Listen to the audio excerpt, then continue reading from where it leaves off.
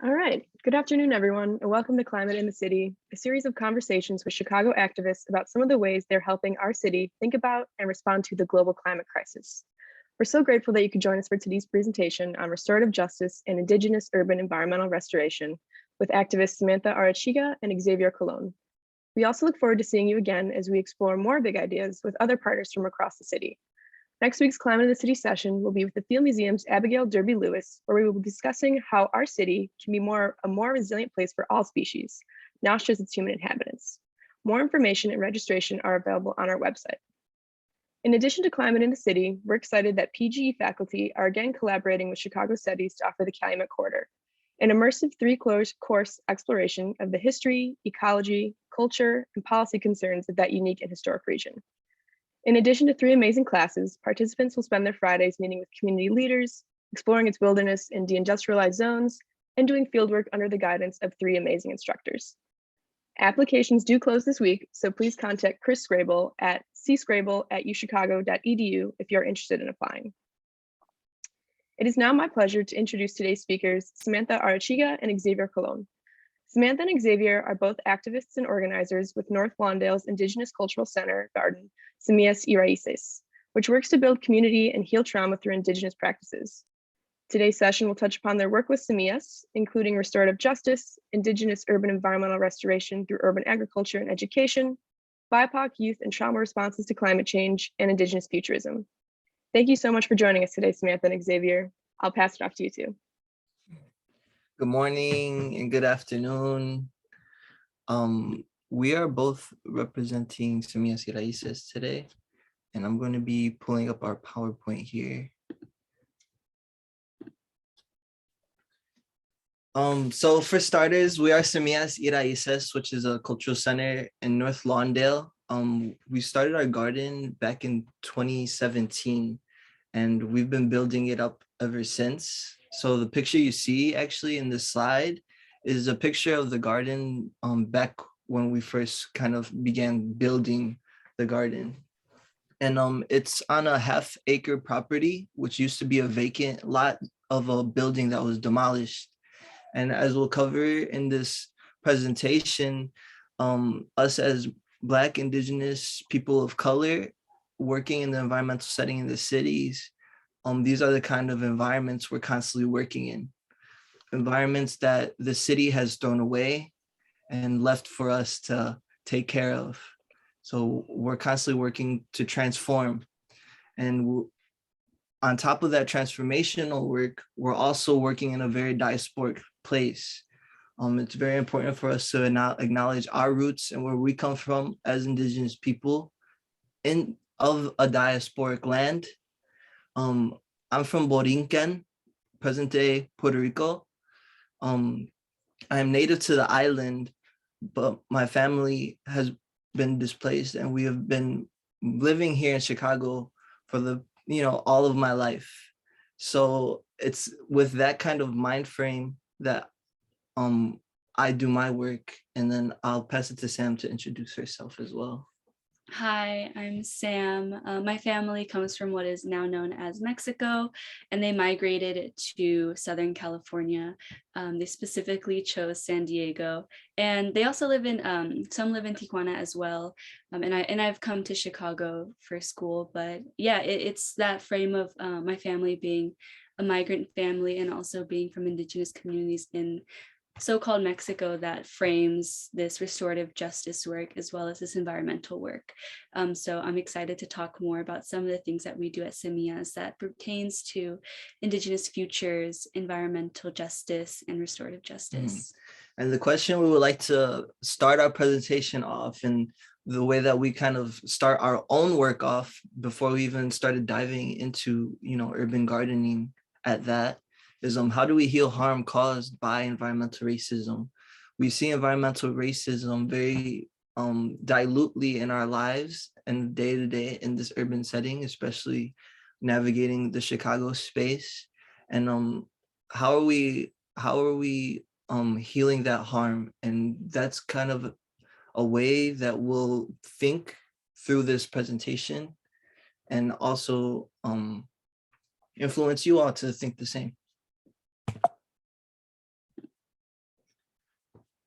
So for starters, Semillas y Raices, some of the things that we do revolves around restorative justice work. Sam, would you like to speak a little bit about the RJ work? Yeah, so restorative justice work it's not just like a practice and a framework that comes from academia. Restorative justice work is an entire worldview and a way of acting in the world that focuses relationships. And just the central part to the way that we practice restorative justice at Semillas is that restorative justice is all about being in right relationship. So not only do we practice restorative justice work in terms of being in right relationship with each other and repairing harm, and also just working to be accountable to each other, we also practice this restorative justice work between ourselves and the world around us. So how we interact with the garden, how we interact with the city, things like that we might not necessarily think of as us being in relationship with. We recognize that. So for me, this restorative justice work kind of influences me in the way that I see myself as very much connected to the world around me. And then that just inherently impacts the rest of the work that we do in terms of food sovereignty, growing our medicines, and community events. And I'll go ahead and let X talk about that more. Yes, so through food sovereignty and growing our own medicines at our garden space, we are kind of materializing our relationships with the earth. It's through food sovereignty and the medicines that we know that we are able to identify with our culture and who we are as a people.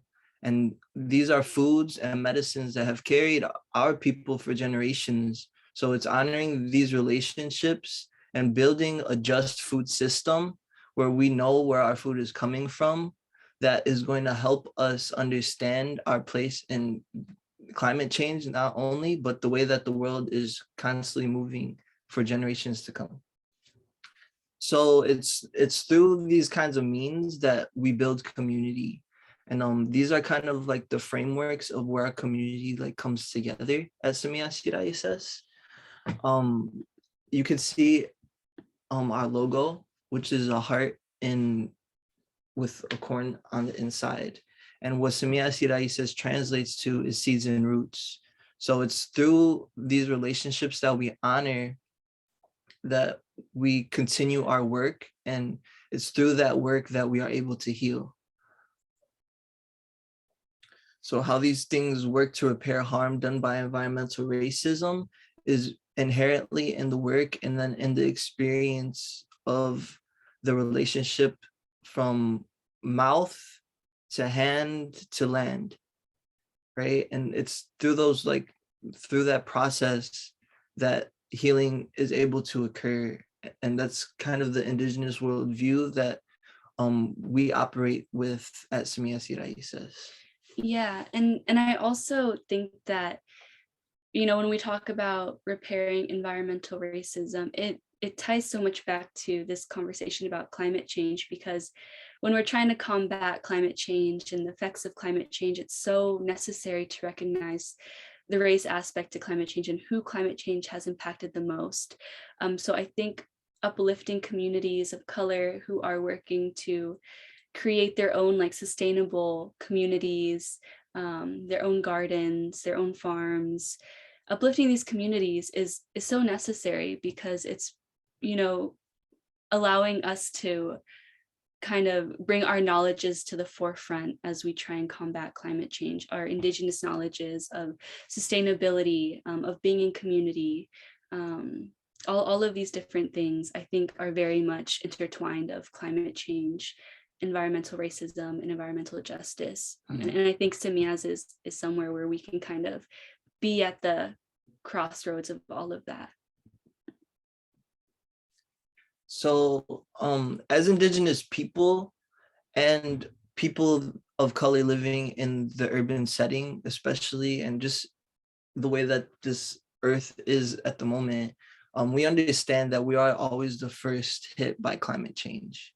We see that in our food system. We see that in our environments that we live in and are also displaced in. And then it extends past to what future effects of climate change will look like when they actually do demolish like places like our homelands or our urban cities. So a couple of like examples of the way that racial justice is tied to environmental justice is through the food deserts and POC communities and rural areas. Um, it's through these food deserts that we are losing an access to our culture, and in losing an access of our foods and that cultural aspect of ourselves, there is then the individual effect that we are losing a part of ourselves. So the way that it works in a racial justice framework is losing a part of yourselves is also losing a part of your health, right? And that is intertwined with health disparities in our communities, diabetes in our communities, and things of that nature. So it is through urban gardening that we find a means to say no and to build a new future and continue those relationships and those agreements that we have with our plant relatives that we've grown for and consumed for millenniums. I also think it's like super important to recognize the ways that food and access to land has been used as like a weapon of colonization. So to actually give Black and Indigenous people access and autonomy to grow their own food, to have our own land, is undoing some of those really horrible lasting effects of colonization that are still here today, where different communities, a lot of Indigenous communities throughout Latin America do not have access to even water, or some reservations here in the US, or the so-called US, don't have access to grocery stores. And even farther up north, fresh fruit is incredibly expensive. So seeking racial justice, environmental justice provides more of a view for a future for Indigenous, Black and Indigenous people and having our own autonomy, but also by giving us that autonomy and letting us lead with incredibly sustainable ways of knowing is a path towards breaking down some climate change, and also kind of shifting our entire worldview, which hopefully we'll get to that in a bit. And one saying that goes hand in hand is when the land is under the attack, the people are under attack. And that is kind of what paints the picture of how we have these high levels of pollution and dumping in our communities, and not having access to green space land kind of puts us further and further away from having that relationship to land to heal.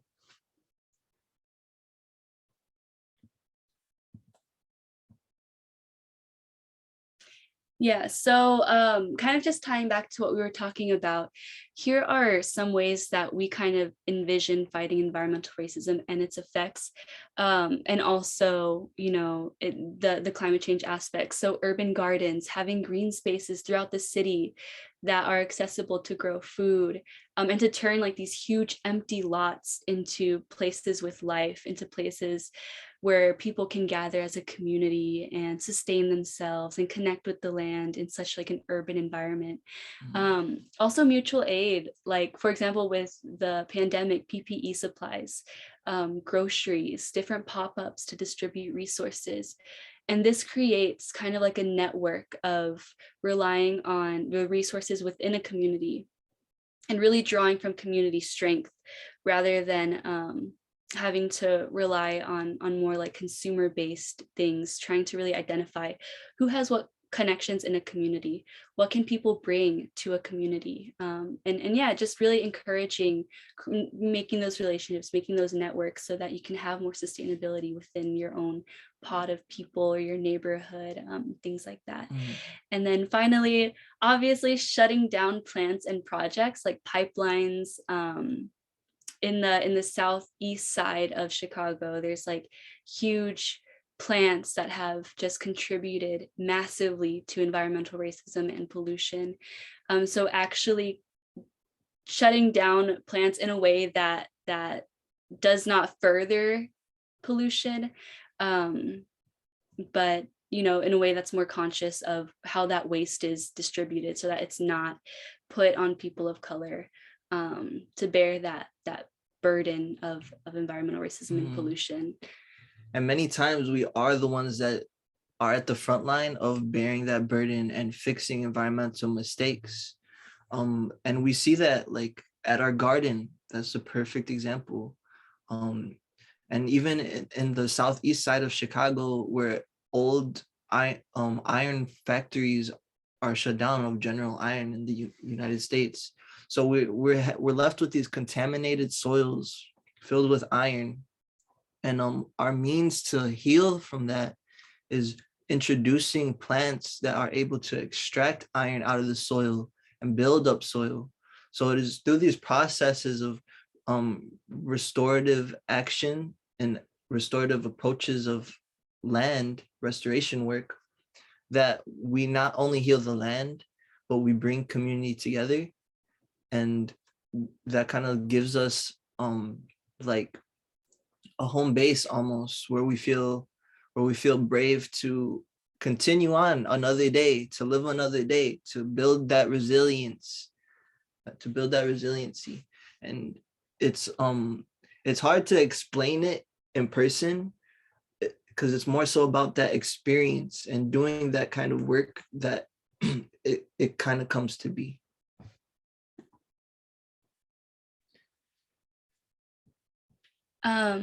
So all of these things summarize more or less what we've just touched on. Mm-hmm. So again, emphasis on food sovereignty, emphasis on community, and emphasis on access to green space and land.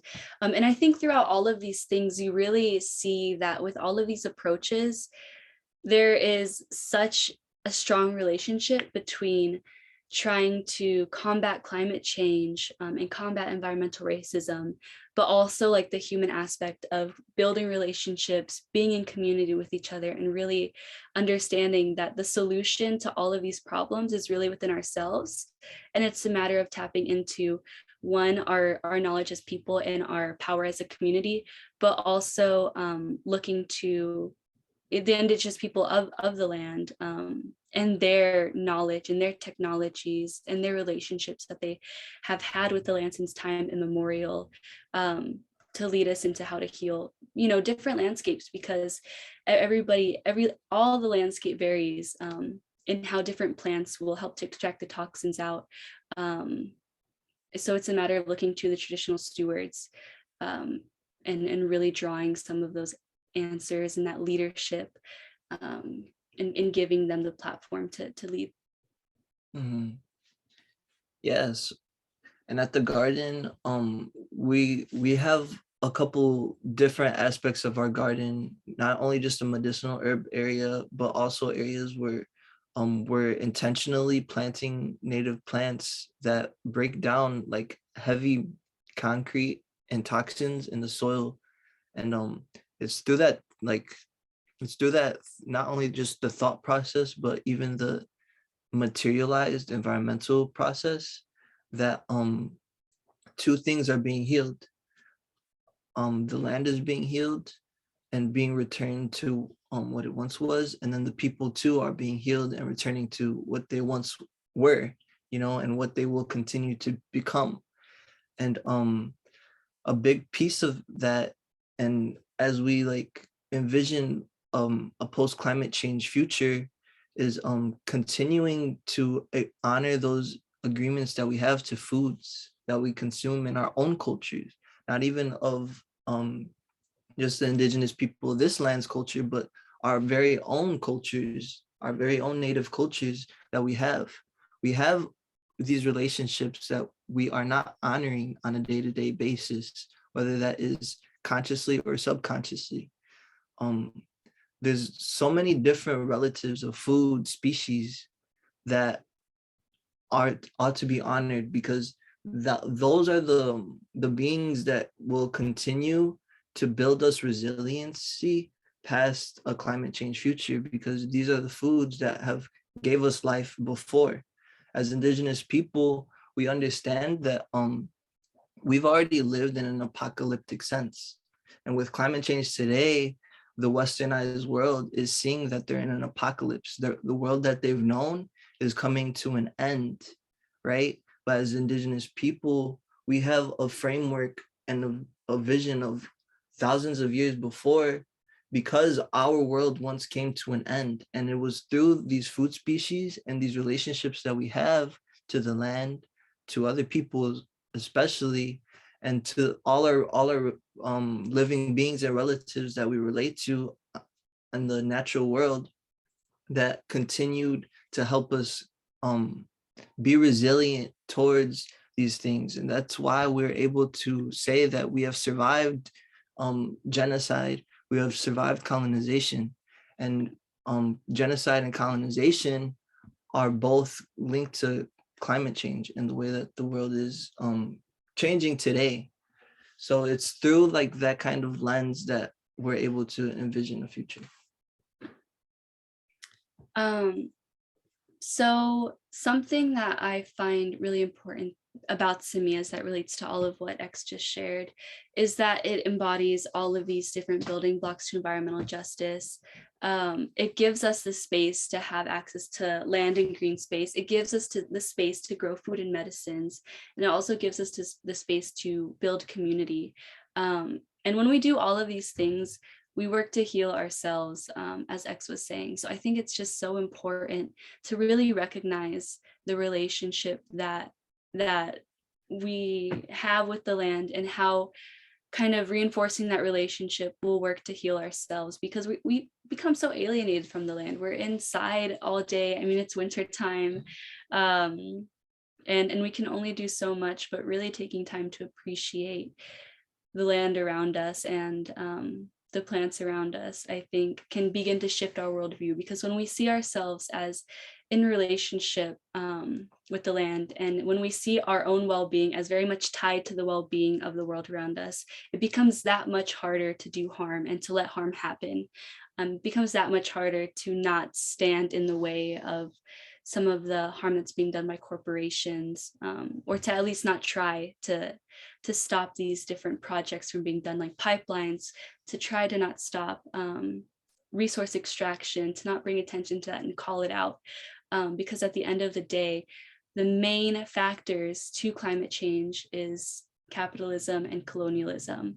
And those two things contribute hugely to environmental racism. So I think it's just so important to recognize those ties, and how dire it is to shift our worldview when it comes to climate change. Mm-hmm.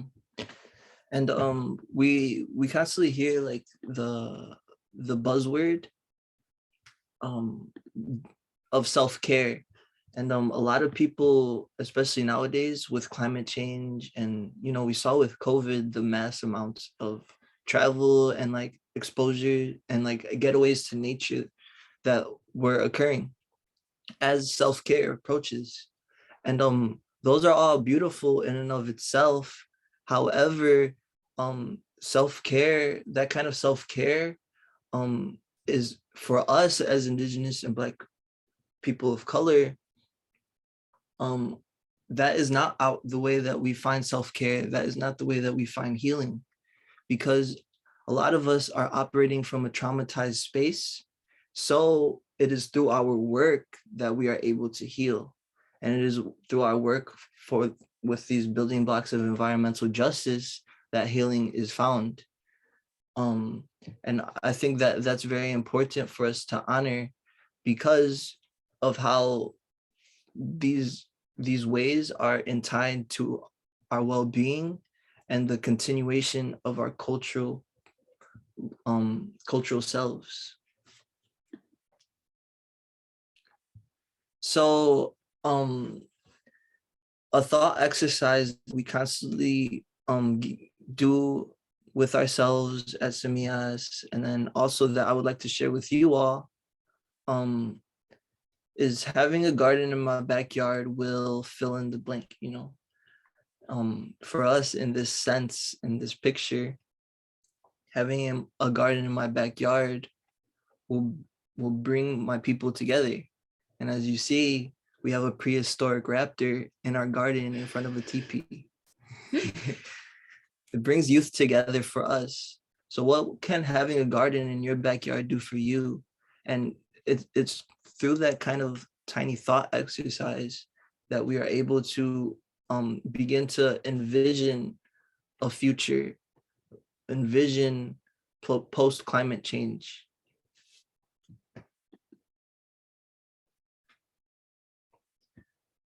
So envisioning a future post climate change starts with adaptation and mitigation.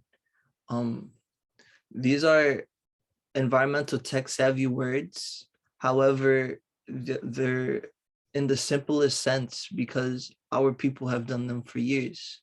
We found ways to adapt with nature.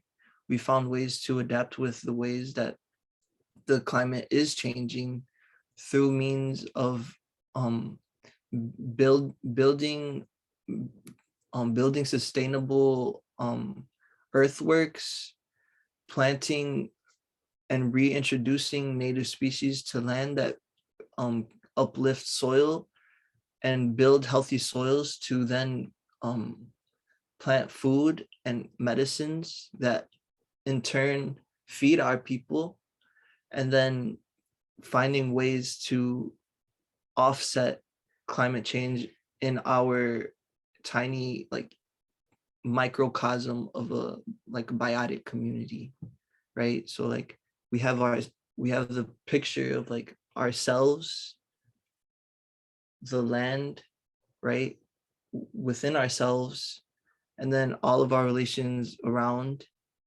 and that's like the microcosm. So like the birds that visit our where we stay, like whether that be our backyards, whatnot, those are our microcosms. So how are we uplifting those relatives in our community, right? And it's through thinking of ways to adapt and mitigate that we are able to envision futures post climate change. And kind of like, as I said before too, like what are some ways that your culture traditions honor nature or involve nature and food? Like for my culture and tradition, a big piece of our culture is through yucca. So I find ways to build my relationship with yucca. I learn about yucca. I tend to yucca. I peel yucca. I wash yucca. I cook yucca. I consume yucca, and that yucca gives me life. One day I will plant yucca, right? And it's through that kind of way that we are building an adaptation, because we're no longer relying on an import, right? And that works the same with many other plant species, herbal species, different medicines. And that's something that the world, the way that things are, people aren't honoring those agreements that our ancestors left for us with these foods. And every culture has a food. And then the last point we have here is, in what ways are you able to contribute to your community? So again, community is so important when it comes to climate change, because we can't just, individual actions aren't enough, right? Just recycling or having metal straws or having reusable bags, that's just not enough. What are ways that we can actually give to our community? What are ways that we can strengthen our community so that the communities around us can also become more resilient, and hopefully create a ripple effect throughout just a larger area, throughout the city even. Whenever we see beautiful, strong communities, we can learn from each other. We can start to embody that on a larger sense. So a big part of this is not just reflecting on yourself, but also reflecting on the people that you surround yourself with, and what are ways to strengthen and build those relationships. So as we come to the end of our PowerPoint presentation, we would like to ask if you all know of any urban gardens or farms, and if not, here's a slide and a couple resources that you can look into. The first one is Semillas y Raices, which is our urban garden that we operate out of every day of the year. And our Instagram is as you see it on the webpage. So if you all would like to take a screenshot, pictures, to follow any of these pages, please do so. The next is Urban Growers Collective. I'm actually a farm worker here at Urban Growers Collective, and we're an urban farm in the city that has about 8 locations, 8 different farms around the city. Some being on the south side of Chicago.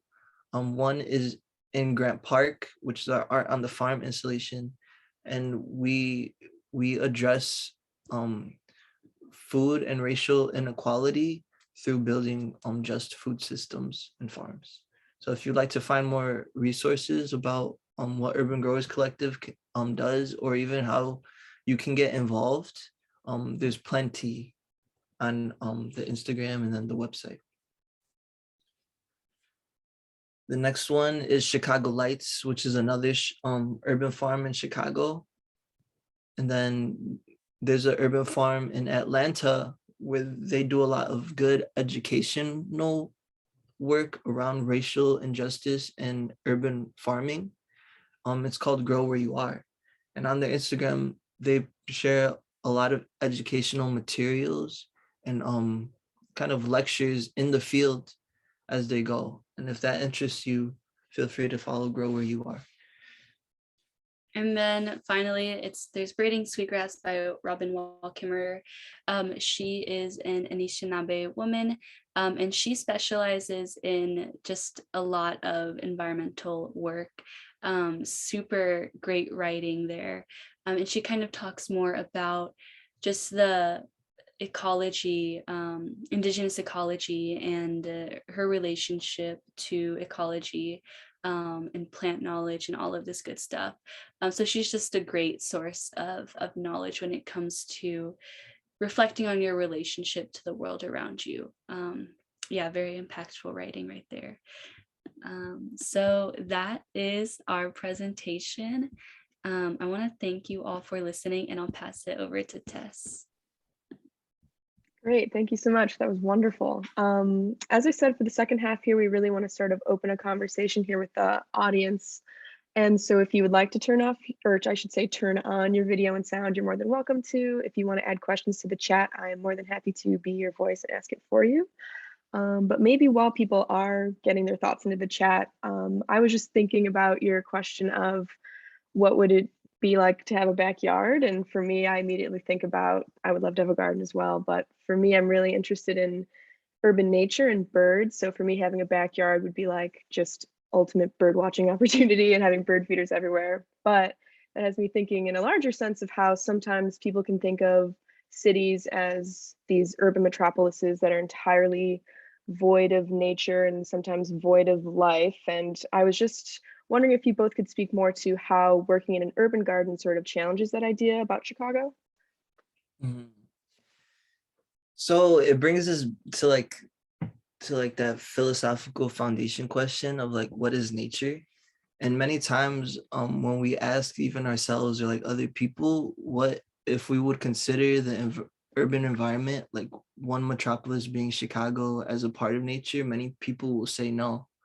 However, like through the work that we do, we challenge that, because it's really simple to find nature within all of the urban abstraction.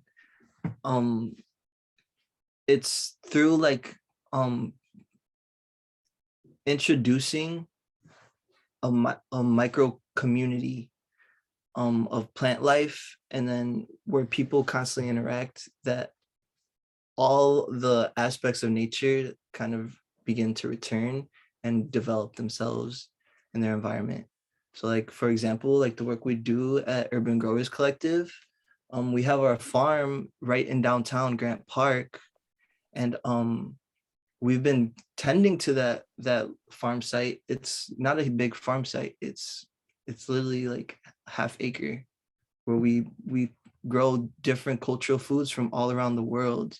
But we've been tending it like very intentionally for the past 3 years. And what we see is wildlife begins to come back and return. This past summer, there was a fox that was sighted on the farm, like literally right there in Grant Park, where our farm is. So that's kind of like an example of how these areas are able to be in an urban setting. And it's kind of the building blocks of how we want to see the world and the kind of urban environment that we're building, especially post climate change. You know, we're building a world where, you know, our urban setting doesn't have to be like conceptualized as a part of nature, right? It can very well be intertwined, but it takes intention of people to the land to kind of create that space, that healthy space, especially for our bug species, our plant species, bird species. You have it. Yeah, I guess like what I'm thinking of when I think of that question is that there's plenty of green space in Chicago. You just have to use it. Like there's so many like little patches of grass on the sidewalk, and so often I like imagine myself like pouring a mix of native seeds onto like those little patches on the sidewalk. It's just to guerrilla garden, and that's just kind of like taking over these empty areas of land and starting to grow food or plants in those empty areas. And yeah, I mean there's opportunities to grow all around us, but also in the gardens that are established, in the community gardens that are established, there's so many across the whole city. And I think reaching out to those, tapping into those, but also revitalizing them, because some of them I don't really see people at. So kind of inquiring and wondering how you can get that going is something that you can definitely do to get in touch with the green that is in Chicago, despite all of the buildings around us. Totally, definitely. And then I see that Chris has his hand raised here, so I'll let him ask his question out loud. Hi, Sam and X. I actually have a couple of questions for you, but so as you probably know, you guys are the third presenters that we've had in this series. And our first two talks have both kind of looked at things from a very like top-down kind of policy perspective, and that's kind of their theory of change. And I had to come in a few minutes late, but what has been so exciting for me to listen to in your presentation is this idea of beginning from the level of this kind of microbiotic community, right? That is so much smaller scale. And I just wonder if you could talk a little bit about how you see those two approaches to change working together, or maybe conflicting with one another. Yeah, so that's a great question. I definitely have like a conflicting relationship with like the policy approach, because on one hand I see it as useful, right? Because you can block different things from being built or constructed that would damage the land. But on the other hand, I think maybe it's not enough, because we're not pushing hard enough on the structures of power, and we're settling for whatever they throw us, right? So I think they can work together, because on a smaller scale, we can build our relationships with the land, our own reflections in ourselves, and start to change the ways that we've seen the land as something that we can consume from, exploit, take from, with no regard for the future. And on the other hand, we can kind of use policy to put protections in place, and try to hold some form of accountability. It's really hard to imagine what accountability looks like when it comes to the land, but actually trying to imagine what accountability would look like in limiting people from doing certain things that hurt the land, and stopping pipelines, because that is a huge way that we can kind of stop these pipelines from being built, is by actually blocking them through law or stopping the construction from law. And also using policy that perpetuates a sense of community rather than alienation, because there are some constructions, like for example, the border wall, that has impeded on on the landscape of the Southwest. So kind of using policy in a way that fosters, not a sense of alienation or xenophobia or hate, but starting to like build more conversations of connection, belonging.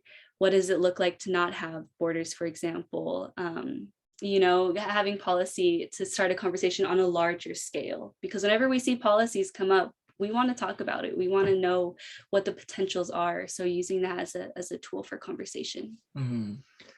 And a lot of the times, for us, it's like it's that continuation of building an eco-consciousness for our people and from our people.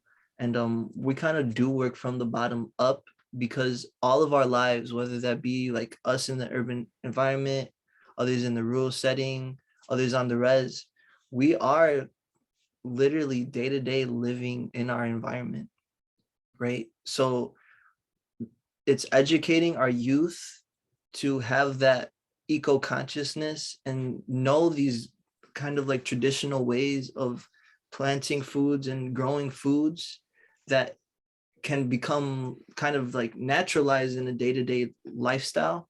And we think that like continuing that eco-consciousness for our people has kind of like that effect that will eventually change policy, because so many of our people will then be practicing that. There won't be any more like need to like advocate in like a higher scale of policy, that like, the people already live this kind of lifestyle. And that's kind of what we push for towards our education. And for us, a lot of the times, especially in the urban farming work, it's not about telling people or like even like our youth like how to do these things. It's literally getting them onto the farm and showing them, because once they're there, then they have no other option but to realize like this is a way of life, because it's hard to show them the way of life until they get onto the land. And we find like that's like been the biggest effect, and that's also been the biggest snowball effect for us, as like we've built like our youth forces up, and then that leads to more like policy and more things being done to support them. Yeah, definitely. I think letting the community and the lessons it teaches inform our policies, because I think that's the most relevant way to have policies, is to even ask the people, what do you need, instead of trying to tell us what we need. How can we be of service? How can we protect you? Or how can we work together? How can we support your autonomy even? So I think that there definitely can be more of a like relationship between the two, so that there's more support, because as much as we want to garden or farm and things like that, as long as we have policies that shut those down, it's going to be really hard to have them have a lasting effect. Mm-hmm. Yeah, I love the idea of like a paradigm shift being necessary to adjust these problems. I mean, obviously that makes it more complicated to find solutions, but I think, with a global scale issue, you need a global response. So I think that's just really enlightening response. I have a much more just curious question of what brought Semillas y Raices to North Lawndale? What was it about that community, that area, that really made this garden possible? So our uncle is kind of like the founder and like establisher of Semillas y Raices. And for years, he's been doing work in the Restorative Justice Community Court of North Lawndale, and he's been located in North Lawndale for a long time. And what he tells us is that he could have easily like found a space like, in like an hour away in one of like the suburbs or rural areas with more nature preserve, more like land, but the thing is, for us and like for him at the time, the youth had no way to get there. They would not be able to leave the city. So he basically took it upon himself to bring like that kind of experience that you would find like on the res or anywhere else into the urban space, right on a vacant property, where we would then like begin to transform land for the youth in the community that is walking distance many times transportation distance. So a big piece of like our location is accessibility, because any day like we can choose to just get more land somewhere where there is like more green space, but how realistic is that for our people? And we recognize that our people need that to heal. Like we need that break from like the chaos sometimes. Yeah, and I think another important thing to acknowledge is that our garden is in a predominantly Black neighborhood, a neighborhood that doesn't have huge parks like Humboldt Park, for example, or they don't have like the beach and the lakefront. So having a space where there is food being grown, where we can have community events and bring people in from North Lawndale, just to have a space to talk to each other, get to know each other is really important, I think. And also just I don't know, there's this story that is often told about this building that overlooks the garden, and how these two young children would just stare and watch as we had like our ceremonies being held, and they had like such a beautiful sense of curiosity. And I think having that curiosity and having these two cultures interact of Black and Indigenous communities and solidarity being built is something that's really powerful and much needed. And I think it's also very relevant to the restorative justice work that we do, because it is a heavily policed neighborhood. And we're able to have Semillas be kind of like a home base for restorative justice circles to happen. It's a part of another program that we do, but basically we work with participants who have nonviolent felonies in North Lawndale, and through a series of processes and repair of harm agreement and other things, they can get their case expunged, and they don't have to face prison time, which I think is just, it's a drop in the ocean, but it's one less person being fed into the prison industrial complex. So I think that is also very impactful. Yeah, and one more thing I kind of want to share, just to give you the the visualization of like our location and what brings like our communities together. Like on a hot summer day, there's nothing else that brings community together than the smell of like the smoking barbecue coming out of our garden. Literally, like whenever we have our community barbecues, everybody and anybody shows up. They'll just look over the fence wanting to come, and we build community that way. We share community that way. We all sit under the teepee that way. And it's so beautiful to see that happen. You know, like our community barbecues are like a center for so many different cultures, and it's kind of like unlocking a memory of people. And I think that that's what helps us stay so strong. And I think that that's what really brings like the community we're in at Semillas y Raices in North Lawndale over there together. That's amazing. That sounds so beautiful. I mean, I definitely love the smell of a good barbecue. So I get it. I have one more question, if I could. You both made reference to the reality. Well, at different times, one of you used the phrase of kind of living in traumatized space. And you made reference to the ways in which Indigenous communities, Black communities, are very much living post-apocalyptic lives already, in the wake of colonization, in the wake of genocide. It seems to me, as I'm hearing, that a lot of your praxis really does revolve around community building. And I'm wondering, you know, what kinds of social restoration, what kinds of reparation, what kinds of healing need to be done before community building can be authentic between those who have been the oppressors, those who have been the traumatizers, and those who have been traumatized, those who've been the victims of that. How do you heal that? Yeah, that's a big question that I ask myself a lot. But I think the first step that I always find myself coming to is that in the US, there has not really been any sort of recognition or acknowledgement to the extensive harm that's been done to Black and Indigenous people. So I think the first step in kind of trying to repair that relationship is first needing an acknowledgement of the harm that's been done and an apology, and saying, we have committed these horrible acts, we've committed genocide, and we are sorry, and we're here to listen to your needs. And until that happens, I think it's going to be really hard to even imagine like what it could mean to have balance, and to have forgiveness, because the harm is so deep, you know.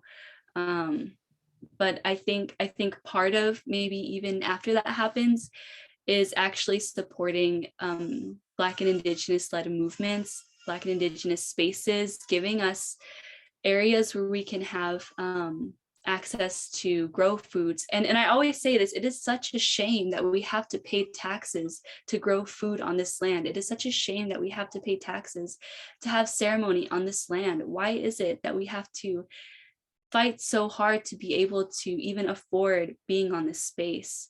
And it's really sad that in a matter of a series of unfortunate events, we could lose the space that we have.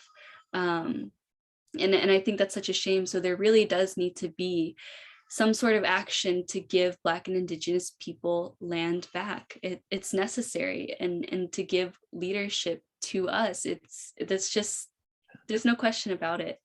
But yeah. Yeah, and the thing I would like to share is we find healing through the work that we participate in.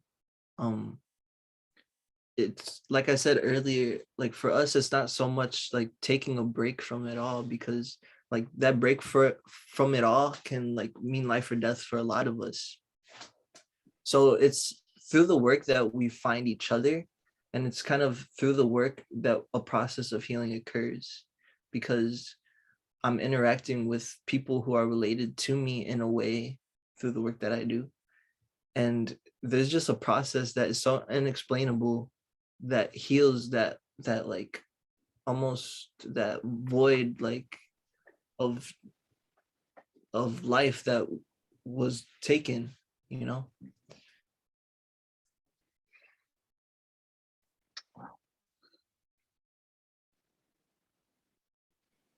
It's incredibly moving. Yeah, I mean, it's time, and it's like you said, starting with dealing with the past before we can move forward. Definitely, I think is an important first step as well. Well, I guess that's kind of a beautiful way to end this conversation. I mean, it's so moving. And I guess I just want to say thank you so much for taking the time to talk with us today and to speak with us. This has been so wonderful. I hope this is the beginning of a longer term partnership that we can work together on going forward. But it's been so wonderful to meet you both. Thank you for meeting with us. And yeah, I look forward to connecting more in the future. Thank you. Yeah. You guys so much. All right. Have a great rest of your day, guys. You too. Thank you. Bye. Bye.